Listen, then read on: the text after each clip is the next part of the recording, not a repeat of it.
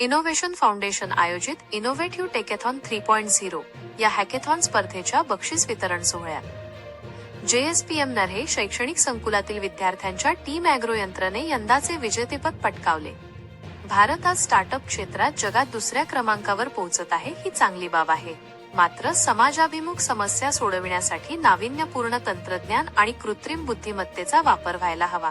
त्यातून नवउद्योजक घडती याची सुरुवात हॅकेथॉन स्पर्धांमधून होते.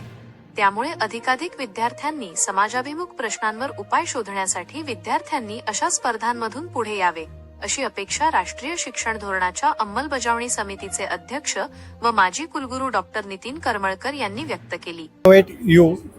हॅकेथॉन 3.0 या देश पातळीवरील जे हॅकेथॉन स्पर्धा होती, या हॅकेथॉन स्पर्धेचा आज बक्षीस समारंभ होता. या बक्षीस समारंभ प्रसंगी आपल्या नितीन करमळकर सर, सुरेश गोसावी सर, पराग कारकर सर यांच्या प्रमुख उपस्थितीमध्ये हा बक्षीस वितरण समारंभ पार पाडला गेला. या बक्षीस वितरण समारंभामध्ये डोमेन वाईज आणि मेन असे एकूण 40 पारितोषिक देण्यात आले. या इनोव्हेशन फाउंडेशनच्या माध्यमातून जे विजेते संघ आहेत, त्या विजेते संघ आणि त्याच्याही पुढे जाऊन जे स्टार्टअप ओरिएंटेड आहेत परंतु हे विजेते नाहीत, अशा ज्या संघ आहेत, ज्या टीम्स आहेत, त्या टीम्सला आपण बूथ कॅम्प जेणेकरून भविष्यामध्ये त्यांचं स्टार्टअप हे डेव्हलप होईल. त्यांचं इनोव्हेशन फक्त इनोव्हेशन राहणार नाही, तर इनोव्हेशनच्या जे जगासमोर आले ते जगासमोर आलेलं इनोव्हेशन हे प्रत्यक्षात ते इंडस्ट्री म्हणून डेव्हलप होण्यासाठी आपण बूथ कॅम्प आणि स्टार्टअप एक्सपोचं नियोजन या काळामध्ये करणार आहोत. बूथ कॅम्प हा जूनच्या साधारणतः अखेरीस असेल आणि स्टार्टअप एक्सपो हा 27, 28, 29 डिसेंबर रोजी हा स्टार्टअप एक्सपो असेल. ज्या स्टार्टअप एक्सपोमध्ये पॅन महाराष्ट्र ज्या 13 राज्य विद्यापीठ आहेत यासह अनेक इन्क्युबेशन सेंटर आहेत. त्या इन्क्युबेशन सेंटरमध्ये जे स्टार्टअप आहेत ते स्टार्टअप रन नाहीत अशा सर्वांना ही संधी दिली जाणार आहेत. याच्यामध्ये अनेक फंडर्स, अनेक आपल्या राज्याचे मंत्रिमंडळ जे विभाग आहेत यासह लीगल कंप्लायन्स या सर्व प्रोव्हिजन केल्या जातील. बँकिंग हा सगळा पार्ट इथे कंप्लीट होईल. त्यामुळे भविष्यात या इनोव्हेशन फाउंडेशनच्या माध्यमातून फक्त इनोव्हेशन नाही तर स्टार्टअप हा नक्की डेव्हलप करण्यासाठी एक फाउंडेशन काम करणार आहे. अधिक माहितीसाठी तुम्ही संपर्क साधायचा आहे innovative.in या वेबसाईटवरती आणि नक्कीच पार्टिसिपेट व्हायचं आहे. सर कल्पेश सरांचं खूप मनापासून आभार मानते, कारण की मी आज या स्टेजला आहे ती त्यांच्यामुळेच आहे. मी या कॉलेजची नाही आहे, बट स्टील तरी त्यांनी मला समजून घेतलं म्हणून आज मी इथे. आमच्या प्रोजेक्टमध्ये खूप सारे पर्सनल पण आणि लाईक प्रोजेक्ट रिलेटेड पण खूप सारे प्रॉब्लेम आले. त्यांनी ते समजून घेतले आणि आम्हाला खूप चांगलं म्हणजे असं गायडन्स दिला की या अकॉर्डिंगमध्ये करा तुम्ही. सिरियसली अख्खं अरेंजमेंट माझ्या लाईफमधील फर्स्ट टाईम एवढी छान अरेंजमेंट होती की मी ती पाहिली आहे. आणि सिरियसली मी सरांचे खूप खूप आभार मानते या रिलेटेड. आणि आम्ही प्रोजेक्ट पण खूप छान केला. So thank you. तुला काय वाटतं भविष्यात असे कार्यक्रम झाले पाहिजे? हो, भविष्यात सर म्हणजे मी एक सिरियसली खूप अशा कमी बिलॉंग करते की लाईक त्या फॅमिलीमध्ये शेतकरी माझे पप्पा आणि मम्मी रोज शेतात जाऊन काम करता. आम्हाला कोणताही असा रिसोर्स नाही आहे की आम्ही तिथे जाऊन आमची अचिव्हमेंट दाखवू शकतो. पण सिरियसली फर्स्ट टाइम सरांनी असं हे केलं. याच्या आधी मला माहीत नव्हतं की हे असं होतं म्हणून. फर्स्ट टाइम मी रजिस्ट्रेशन केलं आणि पहिल्यांदाच या कॉम्पिटिशनमध्ये विन केलं. सो याच्या रिलेटेड मला खूप खूप माझा असा अभिमान वाटतोय की मी पण खूप काही करू शकते. आणि या रिलेटेड जे AI रिलेटेड जे इनोव्हेशन होत आहे त्याच्यामध्ये माझा नक्कीच 100% माझे एफर्ट्स असतील. याच्यावरती मी ग्रेट अचिव्हमेंट करेल. So thank you. तुझ्या मित्रमैत्रिणींना काय सांगशील तू, जे नवीन आहेत सध्या येणारे दृष्टिकोनातून हे करिअर म्हणून पाहतात, त्यांना तू काय सांगशील? मी एवढंच सांगेल की कॉम्पिटिशन छोटं असू मोठं असू, एक्सपिरियन्स येणं मस्ट आहे. तुम्ही छोट्या कॉम्पिटिशनमध्ये गेला तिथे तुम्हाला लिटल बिट एक्सपिरियन्स येऊन जातो, मोठ्यात गेलात येतो, पण तुम्ही पार्टिसिपेट करताय हे मेन राहतं. सो मला तरी वाटतं कुठे ना कुठे स्वतःचं काहीतरी इन्व्हॉल्वमेंट पाहिजे. त्याच्या अकॉर्डिंगमध्ये तुम्हाला तुमच्या लाईफचे ड्रॉबॅक असतील किंवा जास्त हे असतील ते समजून जातात. त्याच्या अकॉर्डिंगमध्ये तुम्हाला तुमच्या लाईफचा पाथ समजून जातो. सो एवढं बोलू शकते मी सगळ्यांनाच. थँक्यू. आज नॉर्मली काय होतं की इंडस्ट्री आणि आमच्यामध्ये अकॅडमी आपण पेपरवर किंवा भाषणामध्ये खूप बोलतो की इंडस्ट्री अकॅडमिक इंटरॅक्शन वगैरे, पण आता साधारणपणे सिस्टीमच अशी डेव्हलप केलेली आहे की ज्याच्या माध्यमातून इंडस्ट्रीची माणसं प्रोफेसर ऑफ प्रॅक्टिस या माध्यमातून कॅम्पसवर स्वतः येऊन पार्टिसिपेट करतील टीचिंगमध्ये किंवा इनोव्हेशनच्या संकल्पनेमध्ये सुद्धा त्यांचं पार्टिसिपेशन असेल. आपले संशोधनाचे विषयसुद्धा साधारणपणे गोसावी सरांनी मगाशी सांगितलं की समाजामध्ये जे काही अनेक प्रश्न आहेत, पर्यावरण एक आहे, डिझास्टर मॅनेजमेंटसारखे आहे, क्लायमेट चेंज मोठ्या प्रमाणात, अनेकविध एरिया आहेत की ज्याच्यामध्ये आपल्याला इंडल्ज करणं अत्यंत गरजेचं आहे. आणि त्यावेळेला त्या भागातून किंवा त्या सब्जेक्टमधला एखादा सब्जेक्ट एक्सपर्ट आपला प्रोफेसर ऑफ प्रॅक्टिस म्हणून आपल्या कॅम्पसवर असेल तर मला असं वाटतं की आणखीन या संपूर्ण गोष्टीला पुढे नेण्याच्या दृष्टीनं बळ मिळेल. आणि त्यामुळं 3ऱ्या वर्षामध्ये त्यांनी पदार्पण केले. आता आपण सगळी वाट पाहतोय की या स्पर्धेमध्ये कोणाकोणाला पारितोषिक मिळाली किंवा कोण वरचढ ठरले.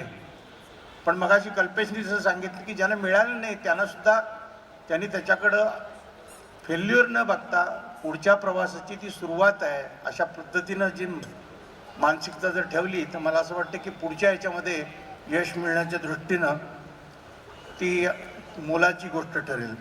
आणि त्यामुळं पुन्हा एकदा या फाउंडेशनला कल्पेश यादव सरांना सातत्यानं त्यांच्या पाठीमागे उभे असलेले AISSOS ज्याचे प्रिन्सिपॉल आज रविवारी बघायला गेले तर तरीसुद्धा पूर्ण वेळ झोकून देऊन हे सगळी मंडळी काम करतात. एखादी स्पर्धा करायची म्हणजे त्याच्यामागे खूप मोठं कष्ट घ्यावे लागतात.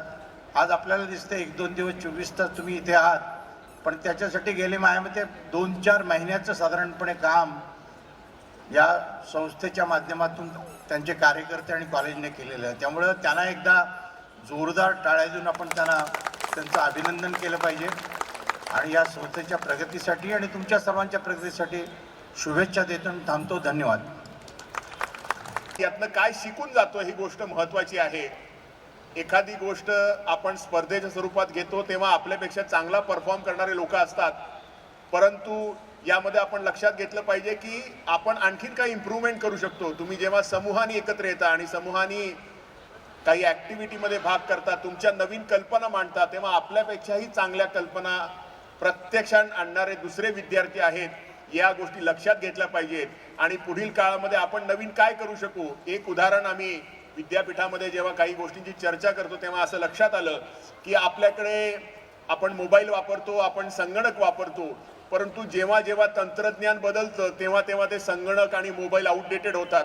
4G पासून 5Gला जाताना, 5G पासून पुढे आणखीन विस्तार होताना आपल्याला नवीन मोबाईल घ्यायला लागतो. भारतासारख्या खंडप्राय देशामध्ये सातत्याने आपल्याला कॉम्प्युटरसारखं इलेक्ट्रॉनिकची एवढी मोठी महागडी साधनं दर 2-3 वर्षांनी फेकून देणं हे परवडणारं नाहीये. त्यामुळे कुठेतरी नाविन्यपूर्ण गोष्टीच्या दृष्टिकोनातनं रिकॉन्फिगरेबल आपल्याला अशी काही इन्स्ट्रुमेंट बनवता येतील का की जेणेकरून तोच कॉम्प्युटर हा पुढची 10 वर्ष चालू शकेल, फक्त त्याचं मायनर चेंजेस करून, किंवा तोच मोबाईल 5G पासून 20G पर्यंत कम्पॅटेबल होईल.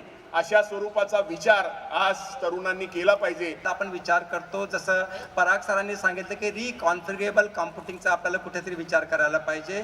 तो करत असताना समाजाला काय लागतं तेही तितकंच महत्त्वाचं आहे. त्यामुळे आपल्याला समाजासाठी जर काही करायचं असेल तर त्याला आपल्याला appropriate technology where people matter, जिथे लोकांसंदर्भात त्याच्यात बदल होतो, त्यांची काय गरज आहे, तर आपण आपल्या लोकांमध्ये जाऊन त्यांच्याकडे काय आहे आणि त्यांना कशाची गरज आहे असा विचार करून ज्या वेळेला एखादी गोष्ट आपण तयार करू आणि ती समाजासाठी उपयोगी पडेल, ते खऱ्या अर्थाने अप्रोप्रिएट टेक्नॉलॉजी डेव्हलपमेंट असेल.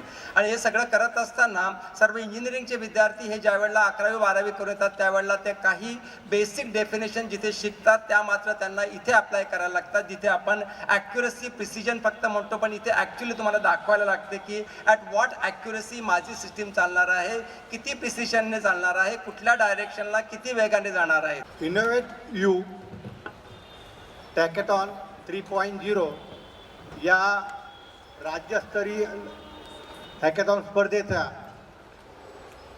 आज बक्षीस समारंभासाठी ज्यांची प्रमुख उपस्थिती लाभली असे आमचे मार्गदर्शक आणि जो आमचा या फाउंडेशनचं जे मेंटॉर्स म्हणलं जरी चुकीचं ठरणार नाही असे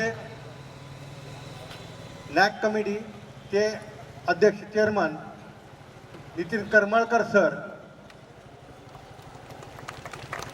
सावित्रीबाई फुले पुणे विद्यापीठाचे कुलगुरू जे कायम आम्हाला विद्यार्थी हितासाठी वेळप्रसंगी कोणत्याही पद्धतीने ते मदत करतात असे सुरेश गोसावी सर,